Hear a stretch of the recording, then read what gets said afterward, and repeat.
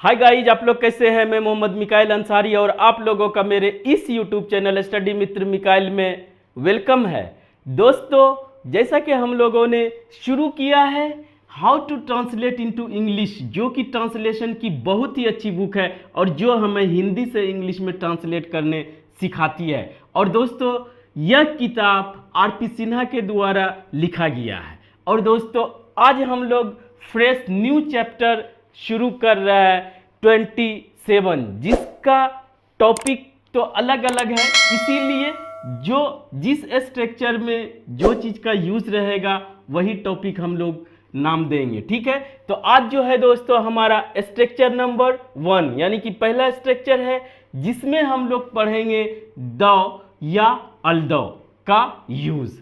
ठीक है, यानी इसका मतलब क्या होता है हिंदी में, हम लोग किस सेंस में इसे यूज करेंगे और किस तरह का स्ट्रक्चर इसके साथ आएगा। ठीक है दोस्तों, और आप जैसा कि जानते हैं कि इस बुक का जो पैटर्न है कि सबसे पहले हिंदी वाक्य देते हैं, फिर स्ट्रक्चर, फिर उसका इंग्लिश ट्रांसलेट करते हैं, उसके बाद कुछ और एग्जाम्पल्स और एक्सरसाइज दिया जाता है। और दोस्तों, हम आपके साथ ये सभी को एक्सप्लेन करते हैं, स्ट्रक्चर को भी एक्सप्लेन करते हैं और इसमें जो भी एक्स्ट्रा कंसेप्ट्स यूज होता है उसे भी आपके साथ एक्सप्लेन करके आपके लिए आसान बना देते हैं, ताकि अपने इंग्लिश लैंग्वेज को आप इम्प्रूव कर सकें। तो दोस्तों, अगर इस चैनल पे नए और इस वीडियो को पहली बार देख रहे हैं तो प्लीज़ इस वीडियो को लाइक के साथ साथ इस चैनल को भी सब्सक्राइब जरूर करें दोस्तों। तो आइए शुरू करते हैं कि आज क्या इसमें हम लोग सीख सकते हैं। तो सबसे पहले दोस्तों हिंदी वाक्य समझते हैं कि किस तरह का हिंदी वाक्य रहेगा। तो हम लोग द या अल्दो का यूज करेंगे। तो सबसे पहले दोस्तों हिंदी में हम लोग जो बोलते हैं यद्यपि या हालांकि, तो वहां पर हम लोग यूज करते हैं दोस्तों यद्यपि। ठीक है, और इसके साथ साथ जो दूसरा आता है वो तथापि या तो भी, दोनों में से कोई एक। यद्यपि वह धनी है तथापि वह कंजूस है, यद्यपि वह धनी है तो भी वह कंजूस है, ये इस तरह का रहे। तो हालांकि वह गरीब है तो भी वह सुखी है, हालांकि भी आ सकता है दोस्तों। यद्यपि यह पोशाक कीमती है तो भी ये, या तथापि ये गंदे हैं। ठीक है दोस्तों, यद्यपि उसने कठिन परिश्रम किया तो भी वह फेल हो गया। इससे क्या मतलब समझ में आया कि यद्यपि रहे या दोस्तों हालांकि रहे, उसके साथ जो स्ट्रक्चर रहेगा, स्टेटमेंट, जो दूसरा स्टेटमेंट रहेगा वो एक दूसरे का अपोजिट रहेगा, यानी एक दूसरे का वो कंट्राडिक्ट करेगा। ठीक है दोस्तों, समझ गए कि एक दूसरे के विपरीत रहेगा। जब रहे कि एक जो बोल रहा है उसका उल्टा, तो वहां पर हम लोग हालांकि या यद्यपि यूज करते हैं हिंदी में। और इंग्लिश में हम लोग यूज क्या करते हैं दोस्तों, द या अल्दो, दोनों में से कोई एक कर सकते हैं। कोई भी यहाँ पे अलग रूल या कंसेप्ट नहीं है कि कहाँ पे ये करेंगे कहाँ पे ये, आप दोनों में से कोई भी चूज कर सकते हैं। और दोस्तों इसके साथ जो भी स्ट्रक्चर आता है, ठीक है, तो वो जो है हमारा सबऑर्डिनेट क्लॉज यानी डिपेंडेंट क्लॉज कहलाता है। ये हमारा कंजंक्शन इसके साथ रहता है।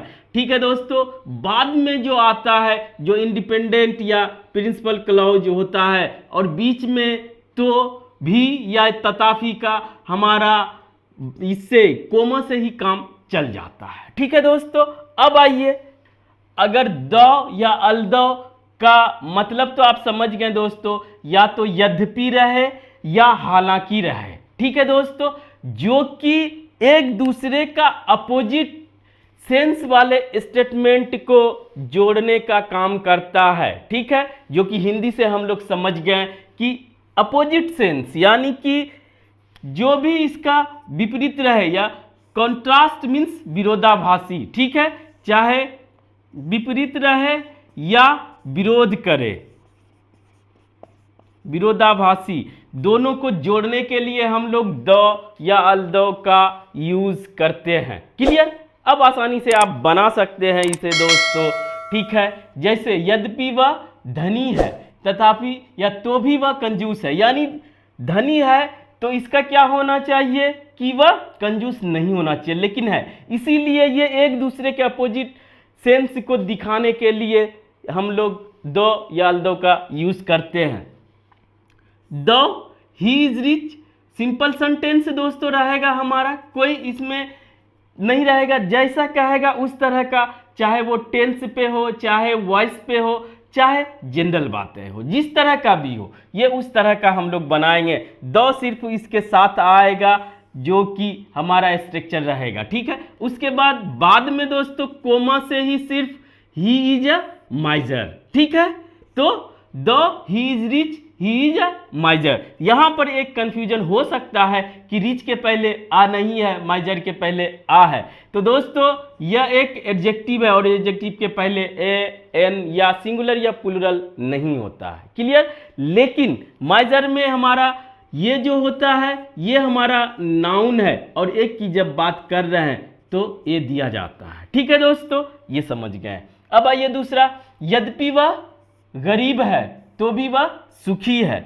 अब अल्दो ज्यादा ही चलता है दोस्तों, अल्दो ही इज पुअर, वह गरीब है, बट हाँ, बट से मतलब आया कि यहां पर लेकिन भी अगर रहे, लेकिन वह सुखी है तो भी बट आप यूज नहीं करेंगे, ठीक है, सिर्फ कोमा देंगे, ही इज हैप्पी, ठीक है। ये भी हो गया दोस्तों। यद्यपि यह पोशाक कीमती है तो भी ये गंदे हैं, although these clothes are costly they are dirty, ठीक है। यहां पे लेकिन लग सकता है, यद्यपि यह पोशाक कीमती है लेकिन ये गंदे हैं, तो भी आप बट यूज नहीं करेंगे। लेकिन एक चीज और एम्फेसाइज करने के लिए एक वर्ड आप यूज कर सकते हैं, या क्या जाता है जोर देने के लिए, वो क्या होता है दोस्तों, येट।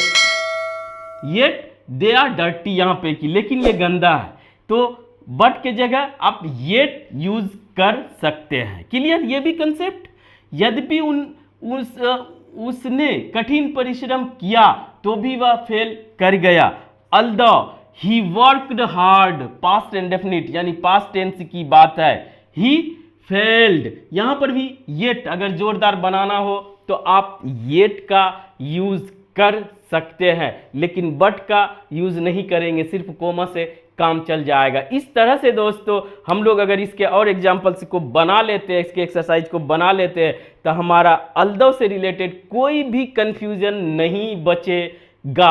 आज दोस्तों बस इतना ही। अगर यह वीडियो आपको अच्छा लगा और आप इससे कुछ सीखे हो, प्लीज इसे लाइक करें, सब्सक्राइब करें और अपने दोस्तों के बीच शेयर जरूर करें दोस्तों। Thank you for watching, have a nice day.